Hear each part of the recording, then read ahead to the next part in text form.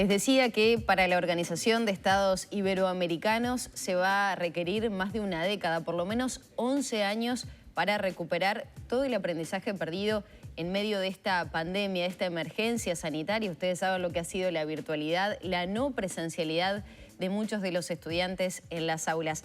Vamos a abordar esta temática con el representante permanente de la OIE en nuestro país, Sebastián Belesquena, a quien le damos los buenos días. ¿Cómo está? ¿Qué tal? Buenos días, ¿cómo están?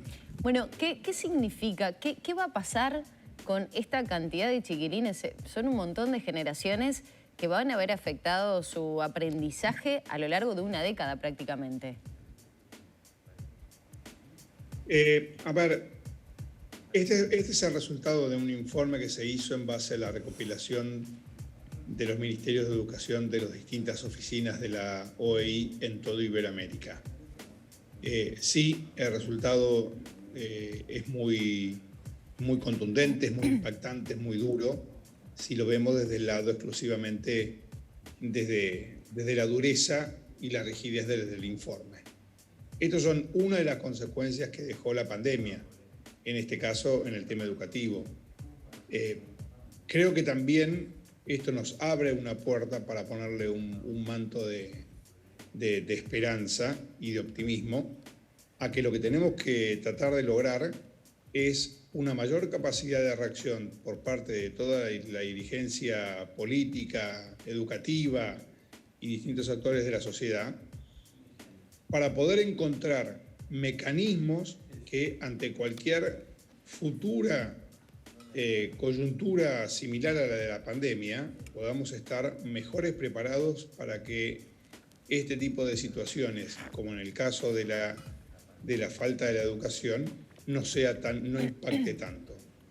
Con esto lo que quiero decir es que existe un mecanismo mixto que puede llegar a ser entre el tema de la conectividad, el tema de la presencialidad en la casa, más el tema también en donde se pueda de la presencialidad en las escuelas.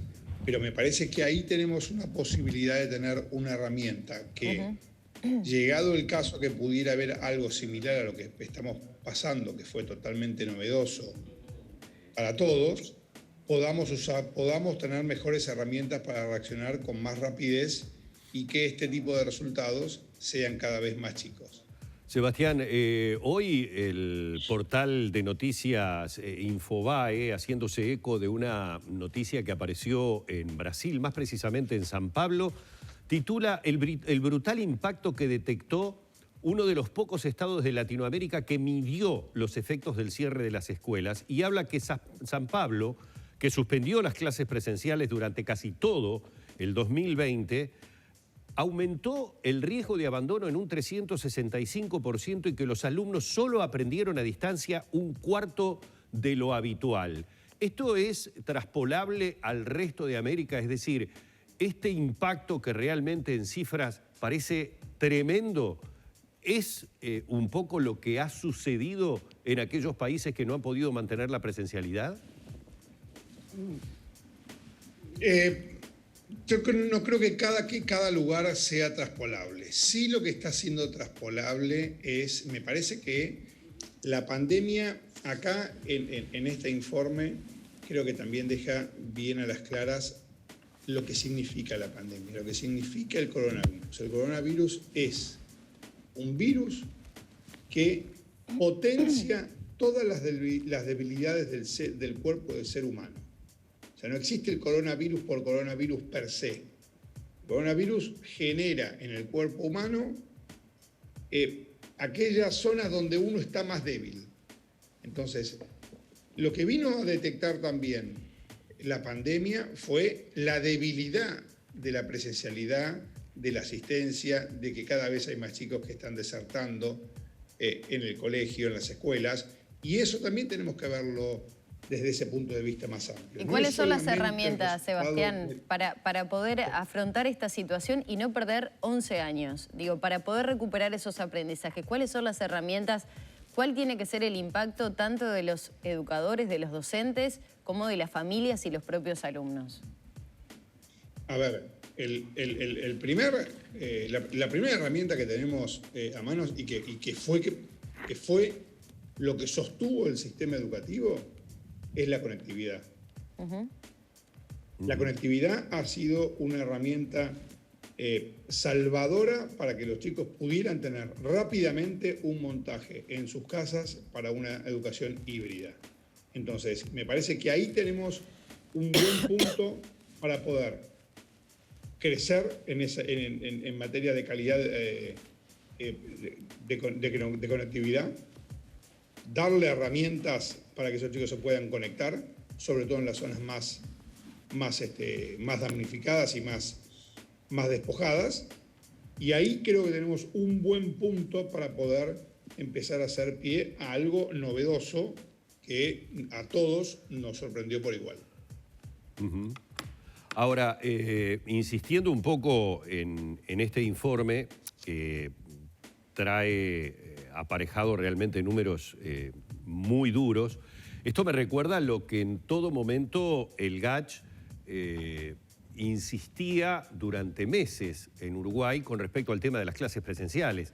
Creo que inclusive en algún momento se manejó una frase como que lo primero en abrir en las escuelas y lo último en cerrar. Es decir, como que de alguna manera Uruguay tenía la información o era consciente de los enormes riesgos que se corren cuando se deja de tener presencialidad en las aulas. Y recordemos que en nuestro país todavía secundaria no ha retornado y estamos hablando de chicos que de repente están pasando de primaria a secundaria, es decir, de sexto de liceo, de sexto de escuela a primero de liceo, en un pasaje que generalmente es un pasaje bastante traumático y en un periodo en donde se da además estadísticamente en Uruguay la mayor deserción, es donde a partir del inicio de secundaria empiezan a perder el interés por lo que están aprendiendo. Es decir, que estos son elementos que vienen a aumentar esa situación de riesgo de pérdida de alumnos, en definitiva del ausentismo del que tanto hablamos, ¿no? Bueno, a ver, me parece que acá hay dos partes de esta pregunta. Uruguay ha sido uno de los países que ha manejado, gracias a Dios, y con mucho criterio del gobierno, una buena forma de la pandemia. Esperemos ahora que con también la gran cantidad de vacunas y del proceso vacunatorio se logre volver cada día más a la normalidad. Ahora, es como decíamos al principio, la pandemia no esconde los problemas coyunturales que ya trae la educación o cualquier otra área de la vida cotidiana. La deserción escolar es una realidad y hay que atacarla. Y a ese foco lo que tenemos que hacer es generarle más entusiasmo al alumno para que no deje el colegio por cualquier tipo de excusa. Hay que generarle más entusiasmo al sector privado para que genere empleos y condiciones laborales para que ese alumno sienta más motivación a la hora de terminar el colegio. Si no, hoy es la pandemia, mañana podrá ser otra cosa, pero siempre la excusa va a terminar siendo no voy al colegio. Entonces me parece que lo que hay que tratar de romper es ese círculo que no es virtuoso y tratar de revertirlo. La pandemia nos trajo obviamente un dolor de cabeza muy grande, muchísima crisis, muchísima pérdida económica, mucho daño. Ahora, nos trae también la parte de un aprendizaje para poder prepararnos en los lugares donde sabemos que tuvimos mucho daño, poder hacerlo y prepararnos para que cualquier conjetura futura sea minimizada.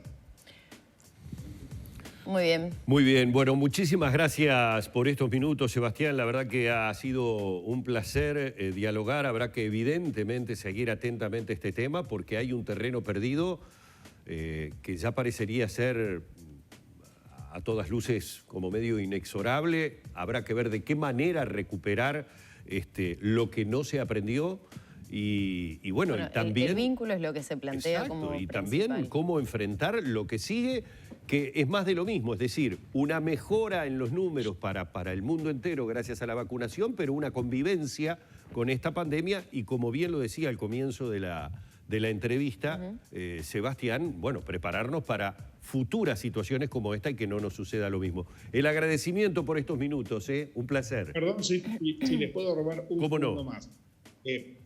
No solamente es un problema del alumnado o de los chiquilines el tema del colegio.